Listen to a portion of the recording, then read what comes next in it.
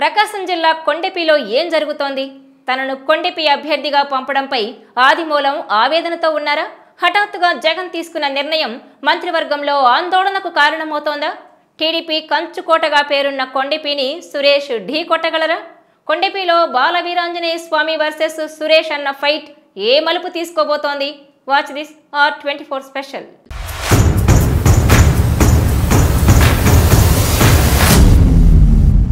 సహజంగా మంత్రిగా ఉన్న నాయకుడు ఏం మాట్లాడినా సంచలనంగానే ఉంటుంది. ఆయన మాటల్లోనే కాదు, ముఖంలోనూ కళ కొట్టొచ్చినట్టు కనిపిస్తుంది. కానీ ఏపీకి చెందిన మంత్రి ఆదిమూలపు సురేష్ గత వారం రోజులుగా ఢీలా పడిపోయారనే టాక్ వినిపిస్తోంది. ఆయన మాట్లాడుతున్న మాటల్లో సంచలనాలు, మెరుపులు ఉన్నా మొహంలో మాత్రం ఎక్కడా కళ కనిపించడం లేదన్నది సోషల్ మీడియా టాకే కాదు, సొంత పార్టీ నేతల అంతర్గత మాట కూడా. దీనికి కారణం ఏంటి అనేది ఆసక్తిగా మారింది.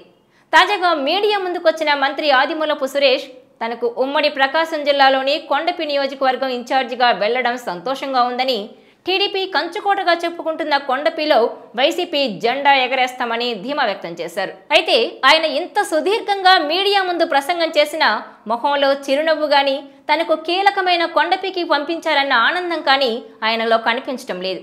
దీనికి కారణం కొండపి టీడీపీకి బలమైన కంచుకోట. దీన్ని వైసీపీ నాయకులు కూడా అంగీకరిస్తారు.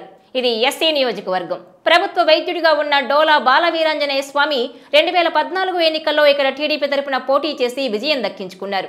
ఇక 2019లోనూ వైసీపీ గాలి వీచినా ఆయన ఇక్కడ నిలదొక్కుని విజయం సాధించారు. పైగా ఉచిత డాక్టర్గా డోలాకు ఇప్పటికీ పేరుంది. ఆయన ఎంత బిజీగా ఉన్నా, ఎమ్మెల్యేగా తీరిక లేకుండా ఉన్నా ప్రతిరోజు ఉదయం 6 నుంచి 7 మధ్య ఉచితంగానే డోలా రోగులకు చికిత్స అందిస్తారు. అంతేకాదు వారాంతాల్లో ఆపరేషన్ అవసరమైన వారికి ఉచితంగానే చేస్తున్నారు. పైగా వైసీపీకి ఇక్కడ ఇప్పటిదాకా బలమైన ఇన్ఛార్జ్ లేనట్టేననే ప్రచారం కూడా జరిగింది. కొన్నాళ్లు ఎస్సీ నాయకుడు జూపూడి ప్రభాకర్ పేరు వినిపించినా ఆయన్ను పక్కన పెట్టేశారు. దీంతో ఈ నియోజకవర్గంలో వైసీపీ గట్టెక్కడం ఈజీ కాదనే అంచనాలున్నాయి. ఈ విషయం మంత్రి సురేష్ కు తెలియంది కాదు. అందుకే జగన్ తీసుకున్న నిర్ణయాన్ని వ్యతిరేకించలేక, అలా అని కొండపి వెళ్లలేక సురేష్ పరిస్థితి అడకత్తెరలో పోకచక్కలా మారిందన్న టాక్ వినిపిస్తోంది.